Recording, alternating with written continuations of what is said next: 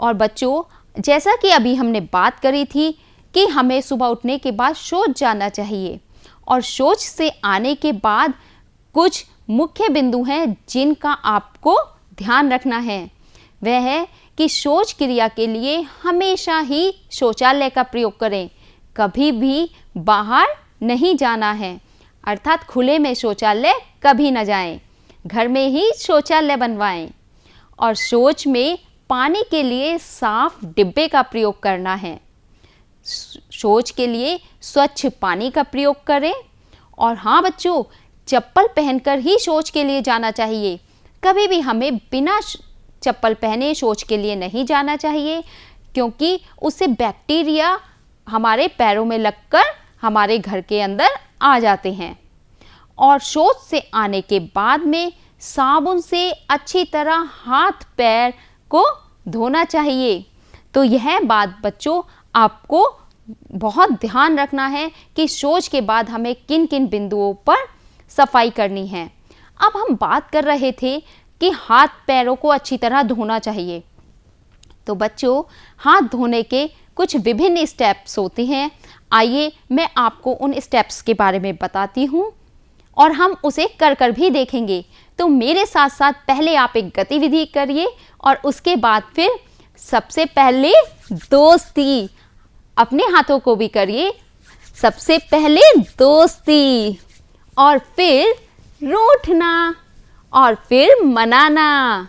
तो ध्यान रखिए, दोस्ती, रूठना, मनाना, और फिर क्रोकोडाइल, कुछ इस तरह, बहुत बढ़िया। और फिर बटरफ्लाई, कुछ इस तरह। और फिर चाबी को घुमाना, जम्स को भगाना। तो कैसी रही गतिविधि बच्चों? एक बार पुनः देखिए, दोस्ती, रूठना, मनाना और क्रोकोडाइल, और फिर बटरफ्लाई, चाबी को घुमाना, और चाबी को घुमाने के बाद में जम्स को भगाना। तो है ना इंटरेस्टिंग गतिविधि बच्चों? आइए अब कुछ स्टेप्स हम उनके देखते हैं। जैसे कि हम यहाँ बात कर रहे थे दोस्ती, फिर रूठना, और फिर इस तरह हाथों को करना है कि मनाना, और उसके बाद क्रोकोडाइल, और फिर हम बटरफ्लाई की तरह हाथ को घुमाते हैं, और उसके बाद चाबी को घुमाओ और जम्स को भगाओ। तो बच्चों, देखा आपने, यह थी आपकी हाथ धोने के तरीके। बच्चों, अब हम बात करते हैं कि कक्षा के समस्त बच्चे समूह में विभक्त हो जाइए और होने के बाद अंगों की स्वच्छता के विषय में हम बातचीत करेंगे और समूहवार तालिका को पूर्ण करेंगे। तो आइए हम देखते हैं कि अंगों की जो सफाई होती है, आप सभी को यह करना है कि क्यों करते हैं, कब करते हैं और कैसे करते हैं। सबसे पहले आता है त्वचा की सफाई। त्वचा की सफाई हमें कब करनी होती है बच्चों? प्रतिदिन नहाते समय तो हमें त्वचा की सफाई करनी ही होती है। साथ में हमें जब भी कभी हम बाहर से आते हैं तो बाहर से जो धूल मिट्टी होती है वह हमारी त्वचा पर चिपक जाती है। तो हमें प्रतिदिन घर आकर उस त्वचा की सफाई करनी चाहिए। और कैसे करनी चाहिए, उसके लिए हम साबुन से भी अच्छी तरह से त्वचा की सफाई कर सकते हैं, या आप अपने घरेलू चीज़ें इस्तेमाल करके भी अपनी त्वचा की सफाई कर सकते हैं। जैसे एलोवेरा बहुत अच्छा प्रोडक्ट है जो आप सभी के घर में मिलता है और जो डस्ट को साफ़ कर देता है, या जितनी भी धूल मिट्टी चिपक रही है उसको साफ़ कर देता है। मुल्तानी मिट्टी लगाकर भी आप अपनी त्वचा की सफाई कर सकते हैं। उसके बाद आता है बच्चों मुंह और दांतों की सफाई। तो मुंह और दांतों की सफाई अगर हम सफाई नहीं करेंगे तो हमारे मुंह में क्या होगा, खाने के बाद हमारे मुंह में जर्म्स रह जाते हैं, जो खाना रह जाता है उसमें कुछ जर्म्स आ जाते हैं।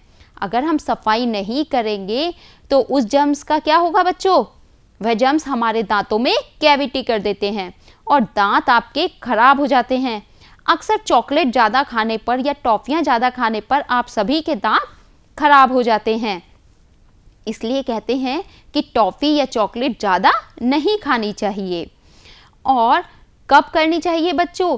दांतों की सफाई हमें प्रतिदिन सुबह और रात को सोने से पहले करनी चाहिए। और कैसे करनी चाहिए बच्चों? दांतों पर हमें अच्छी तरह से ब्रश को घुमाना चाहिए और घुमाने के बाद में हमें उसकी सफाई करनी है। बच्चों, आपको यह भी ध्यान रखना है कि कभी कभी दांत पीले पड़ जाते हैं, तो उन पीले पड़े दांतों में आपको कभी कभी सरसों का तेल में नमक मिलाकर आप उंगली की सहायता से अपने दांतों को साफ कर सकते हैं।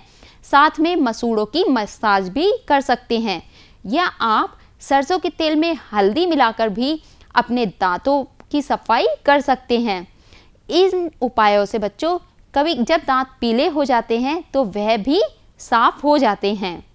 आँखों की सफाई हमें प्रतिदिन साफ और ठंडे पानी से करनी चाहिए। जब भी हम कभी बाहर जाते हैं तो हमें धूप में सनग्लास का प्रयोग करना चाहिए, क्योंकि जो धूप होती है वह हमारी आँखों को नुकसान देती है। तो इसलिए हमें ये बाहर जाने पर सनग्लास का प्रयोग करना चाहिए। और घर में आने के बाद में जब भी आँखें दुखें या प्रतिदिन साफ ठंडे पानी से हमें उनका इस्तेमाल करना चाहिए। कान की सफाई भी बच्चों हमें प्रतिदिन ईयरबड की सहायता से साफ करना चाहिए। इसके लिए हमेशा आप अपने साथ किसी बड़े का सहयोग लें जो आपकी सफाई में आपकी सहायता कर सकते हैं। और नाक की सफाई भी हमें कॉटन की सहायता से करनी चाहिए, या फिर हम बच्चों भाप लेते हैं तो भाप लेने से हमारे जो नाक में जमा हुआ जो भी गंदगी है वो पानी की तरह बहकर बाहर निकल जाती है। तो हमें भाप के द्वारा भी अपने नाक की सफाई कर सकते हैं।